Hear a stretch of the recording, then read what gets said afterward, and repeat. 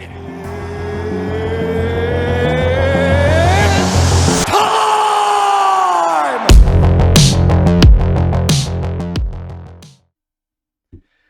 Good morning. Oh we my God. we just finished watching the Stephen Fulton versus Naoya Inoue fight for the unified WBC and WBO belts at super bantamweight. We're gonna give our post-fight reaction to the 8th round knockout that Inoue provided for us. So, what did you think about the fight, Isaiah? My God. Can we just say that that was an amazing. If you haven't seen Inoue before or seen him fight, this is an amazing introduction to his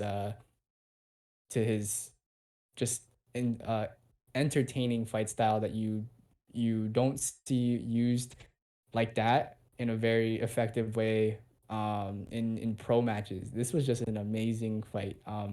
We got it right, by the way. Just the prediction for, I had it for 9. It was 8, but it was a TKO.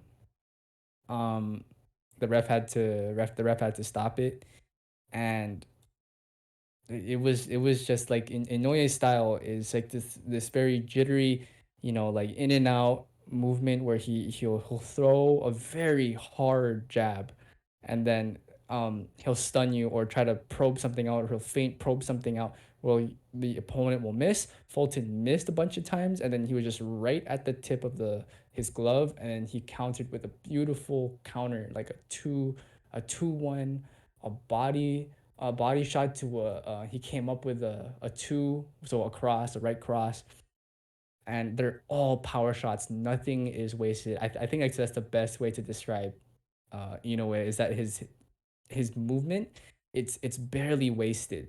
Um, every position that he's in, after he closes it, he follows it up with another attack. He came in with a solid shot to the body, over the top, cross to the face. It landed, and then and he stayed in position as he was falling, as Fulton was fading away. He just loaded everything into a left hook, and he jumped with it. So imagine just 122 pounds into one section of your glove, just boom, and he just fell down. It was the most beautiful thing I've ever seen in a while. That takes not just skill, but just wisdom, patience. I guess you can say even talent, because you got to have that competitive mindset of where you have to take advantage of a situation when you know that you're winning, and you have to do it in a correct way where you're not open to careless counters. And he was super aware of that. Every time even when Fulton was getting his ass handed to him at the end of round 8, or like in round 8, and he was in the corner, Inoue attacked with a very quick combo, and then he checked for us. If you slow down the footage, he checked for a split second to see if Fulton would throw just a wild hook when you're in the corner, right? That's you typically usual when you're getting your ass handed to you in the corner. You throw something quick to throw off the rhythm. He checked for it, didn't see it, and he just kept attacking again. And the pacing was amazing. I heard something similar, or something very applicable today, which was take your time but do it in a hurry. And if you look at the way he punches, he takes his time. He makes sure that it means something, but he also does it with speed, and that is very hard to achieve. So this was a fantastic fight. I'm glad that we got it right. I'm glad that we got to watch this. And Mark, I'll hand it to you. What did you think of this fight? And like, did your prediction go right and everything like that? Um, I had the round later. It was pretty spot on in terms of how I saw how Inoue was gonna break down Stephen Fulton. However, it just seemed like Stephen Fulton was kind of off this night. I'm not making excuses Yeah, for him. totally. It just didn't look like how I normally would have expected him to put up a resistance against Inoue. Mm-hmm. Which one of the key factors I said that would determine the winner would be is if Stephen Fulton can garner respect from Inoue with his punches, but Inoue just kept eating it, bro. he he ate that and just kept on moving forward. I was like, ah, dude. Oh damn. And the body work is what got Stephen Fulton, man. He had no answer to Inoue's jab to the body all night, and it was ridiculous. Up to the 8th round, it was 8-0, 7-0 until that moment he got knocked down and then knocked out later on. But yeah, it's just very one sided. I was expecting for Fulton to give a little resistance, give a little fight in it. But man, this was as close to a one-sided fight as I've seen in a good while. Yeah, I mean, I didn't find any round from 0 to 8 controversial. It was just all dominant. Yeah, and that's the thing is even some of the more devastating fights that we've seen this year, the opponent's always given out like a resistance or given a good round or give effort in a round. But Fulton didn't look like he normally did, and not only that, but in a way wrapped his hands normally.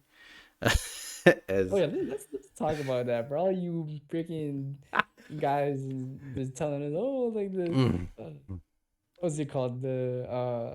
He's been cheating. He's only been knocking people out because of his gloves. Dog, I'll let you handle it. What did they do to Inoue's gloves? What did they do to his wrapping rather?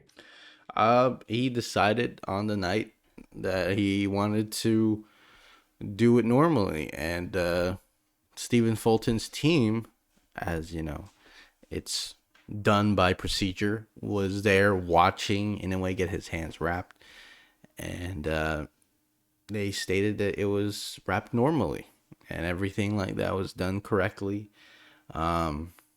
So hey man, there's no more excuses on that front. But I've been looking through Twitter and boxing Twitter especially. Everyone's saying that Inoue is now on PEDs.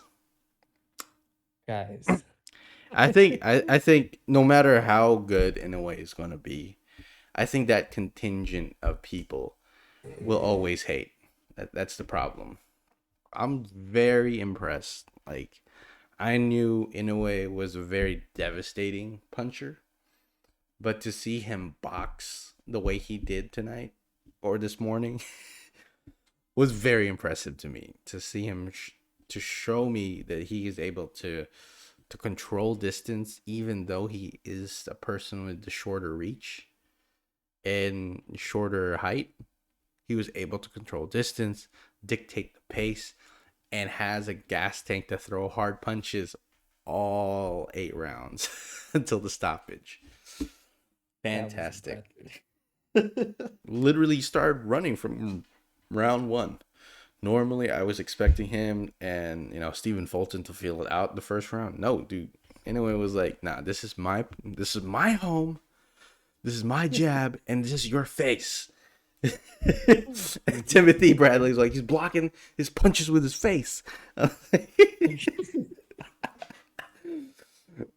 some I forgot who it was. Someone was like oh, Fulton's got really good defense there. I'm like, what's he using? His face to like freaking block everything? I guess. I I mean, mean, normally, yeah, I'd say Fulton, to Fulton's credit, he is a very defensive fighter. It's just this night wasn't his night. no. I think people fail to realize that. I'm not gonna, shit on Fulton for his poor performance. I just think maybe something wasn't right. Maybe it's the time zone change from training in Philadelphia, then traveling all the way out to Japan, Yeah. and that maybe jet lag or something like that. Something we fail to realize the different environments that he's placed in, and I give him all the credit for taking this fight and going to Japan to face Inoue, even though he is the unified super bantamweight champion. Um, he still took the challenge to go out there and face Inoue, right, in a different market, into a different environment, different time zone, and all that, which I find very impressive, and I find huge amounts of respect to him. But unfortunately, he did not win the fight. Right, I was hoping he'd given it a little resistance, but it is what it is. A lot of people in boxing Twitter are just trying to find ways to discredit in a way, um, rather than give him credit and give Stephen Fulton credit for taking this challenge. But more importantly, guys, what did you think about this? What did you think about Inoue's impressive performance? Could he have done better? Are there some faults in his fighting style?